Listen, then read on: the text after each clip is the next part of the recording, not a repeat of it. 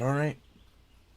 So now that we got confirmation that Lynda, aka the one that a lot of people are starting to hate, because I've been seeing some videos like roam around in YouTube, like talking about like how she's such a bitch and all this other stuff. And now there's that episode where she could have gotten the chance to come back, but obviously like she gave background and progression as a character, then that spells you're gonna lose and not come back. But here it is, her exit interview. Let's check it out.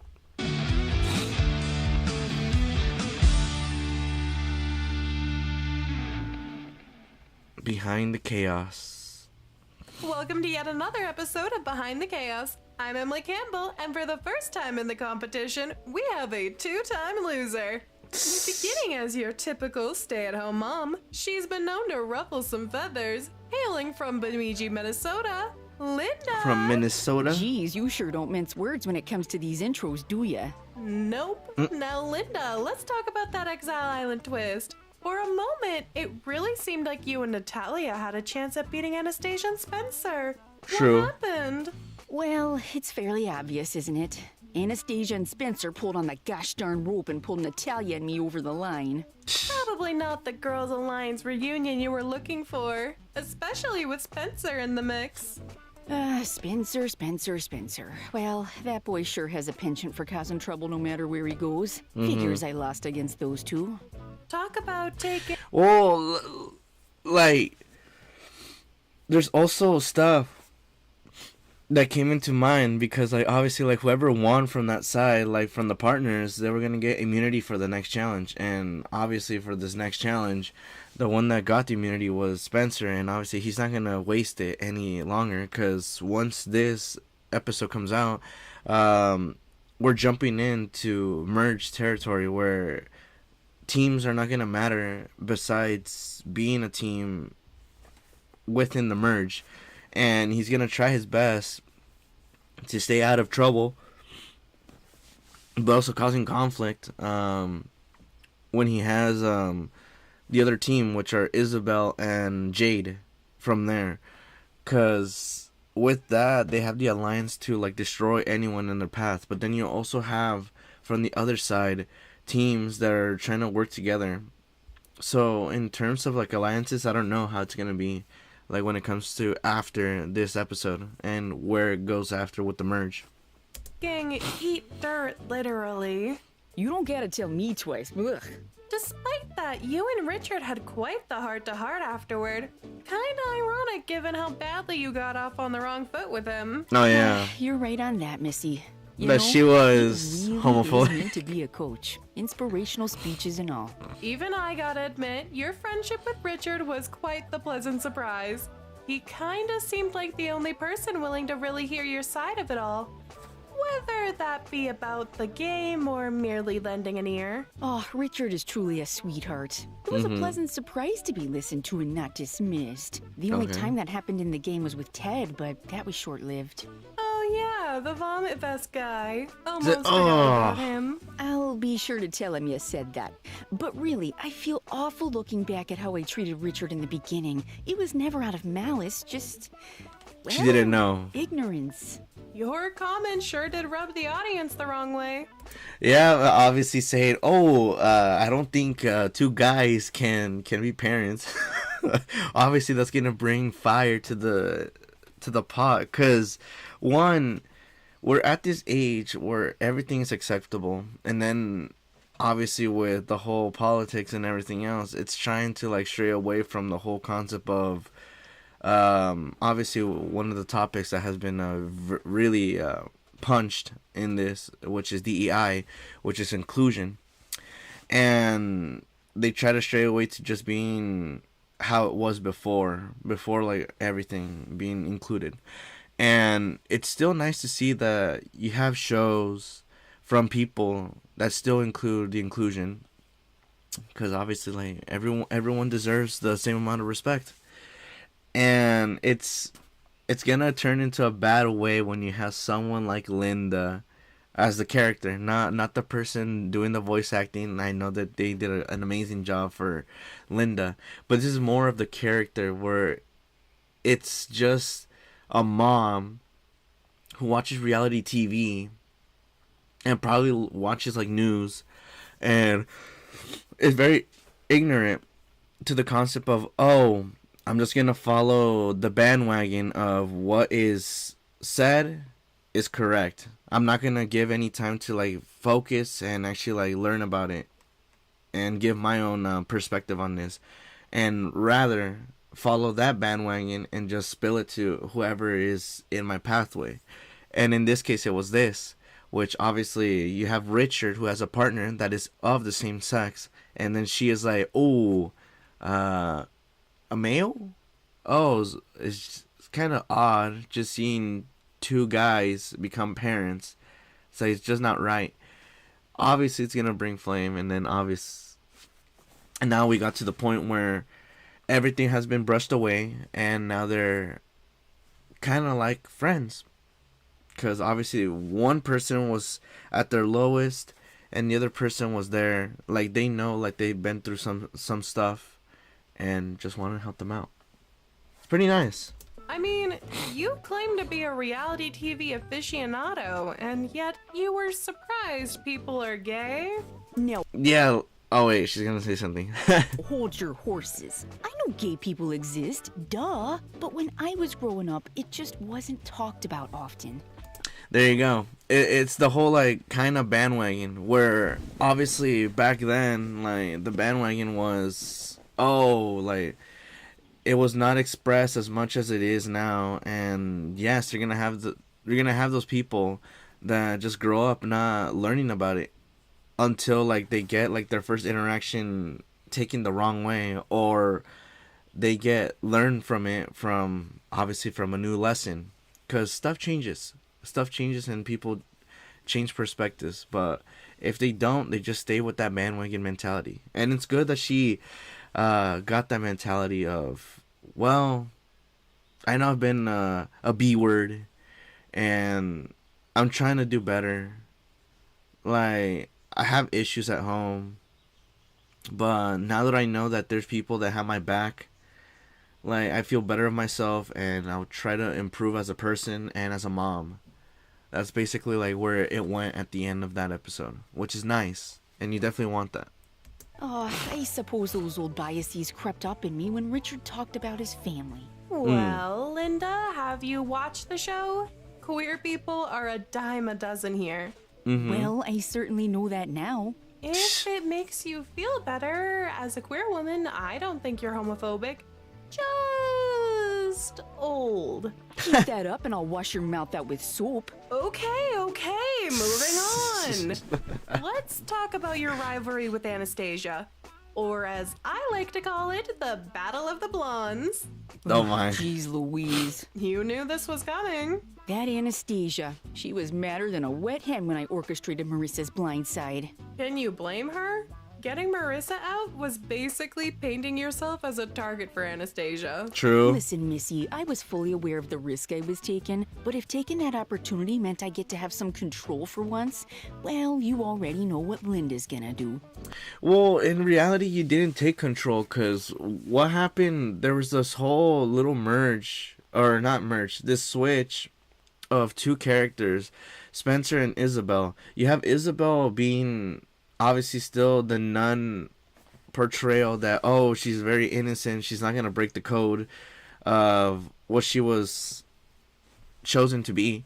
And then you have Spencer, who obviously has betrayed people and found methods to like systematically screw everyone over. And what happened once he got in, started indoctrinating Lynda into becoming a helper. And what happened, it still became the helper. She didn't end up becoming like a leader and taking control. You have Anastasia in this sense, jumping in and being like, oh, we have to get Lynda out because she's not this nice person that you think of. Like, vote for her and get rid of her, and we're gonna be a great team. That's what happened. All I'm saying is it didn't seem like you had any sympathy for either of them. Okay, sure, don't give me that. I'm not buying it. Those girls are far from weak. Anastasia, especially. Yeah, not sure if even the toughest competitor would take having their partner ripped away all that well. But for sake, let's go with that. Oh, please. Anastasia has long proven herself to be a tenacious young woman. Nothing I could have done would keep her down for long. Got it. But, I truly do hope she doesn't let it all, this make her bitter in the end. Well, sadly, it did make her bitter, but at least from what I saw from the little clip of the trailer teaser, it looks like she is a lot more relieved and happy, but that only paints a picture of there's something else biting at her, because yes, Lynda's gone, and it was a block in her mentality that she wanted her out. Now that she's out, she probably still has that bitterness still behind her mentality that, yeah, there's still people that are gonna mess with me. People that made alliances, they're gonna be the next ones. And you did see that from the last episode, that Anastasia now has the eyes on Natalia for helping Lynda, but then you don't see the picture of whoever won was gonna get immunity. So it was kind of a I have to take a chance, even if it pisses someone off. Going soft on me, Lynda. What can I say? Hard to keep down those motherly instincts, even to the most aggravating of contestants. I'll say, you sure had your fun before being booted off yourself, rubbing it in her face and all. You know, sometimes girls just want to have fun. Am I right? It's a game. If it wasn't one of them, it was going to be me. And in the end, it was. So was it even worth it? Oh, you betcha. Even if I got out immediately after, I'll own that blind side any day of the week. Okay. This will certainly make for some awkward interactions later, but I can respect you for standing by your decision. At the end of the day, I'm proud of myself. To even make it this far is an achievement on its own. Unlike Bill from the post office.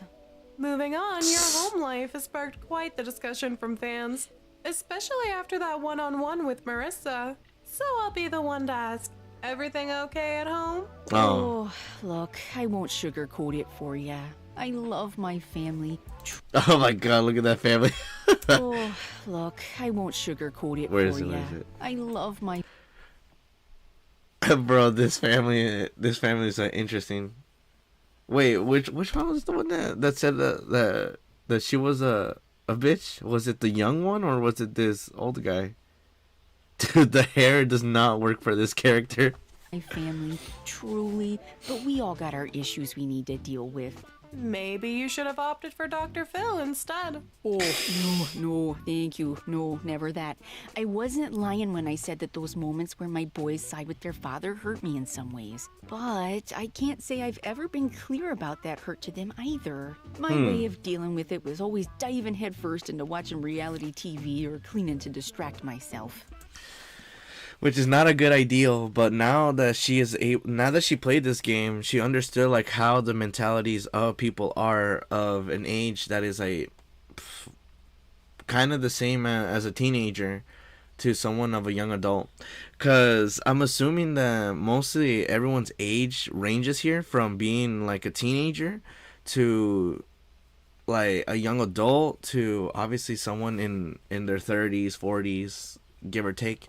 But she was able to interact with different set ages, and now she's able to see it in a different light when it comes to a conflict, and hopefully this helps her out to setting that conflict instead of just going with her mentality, which was escaping, like watching a show or cleaning, like she was putting it through.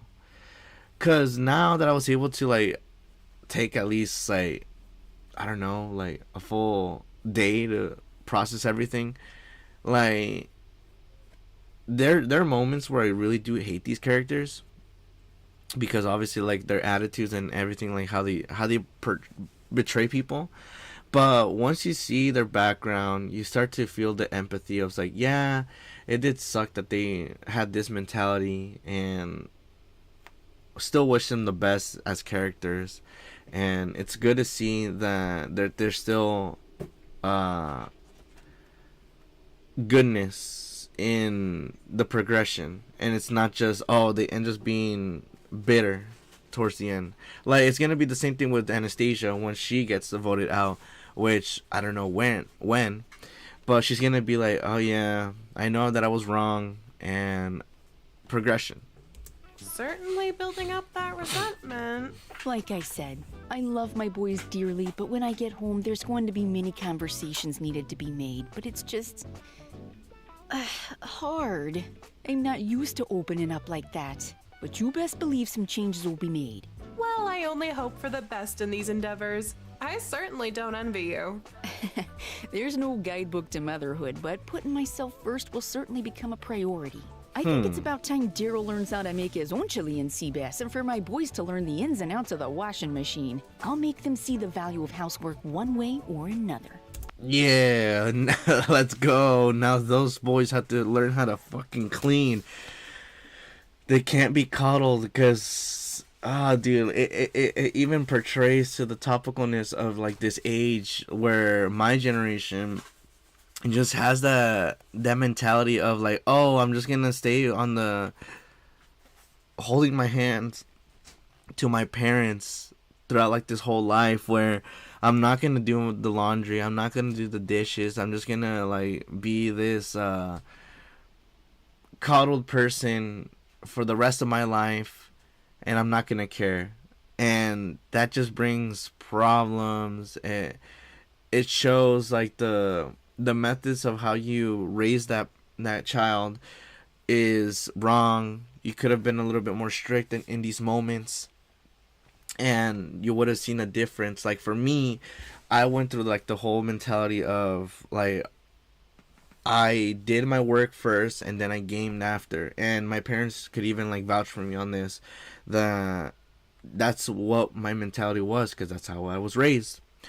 And now we have my sibling, who is more of a wild card of, I give him the freedom. My parents also as well. He ends up having the freedom, but then ends up not trying to do like the things that he's been told, and then I had to step in to at least like bring it to him, and then he ends up doing the thing, because obviously it's a lot more different from how a person's raised. And yeah, I would understand that for Lynda getting called the B word because of her attitude, and also the way that she raised the boys that she had, as being more coddled than strict in these moments, so they could at least like learn how to defend themselves. Yeah, I would understand how that happens. So I don't hate Lynda as much anymore. I foresee many sangrias in your future. Gosh, here's hoping. And with that, we end another episode of Behind the Chaos. Join me next time to interview our next loser. Now that that's over with, they can finally get some rest on something other than a bed of sand and leaves as a pillow. Oh, maybe the motel even has a pool. I'd love to do some water aerobics. Oh, don't get your hopes up. Would it be possible that we see like this hotel?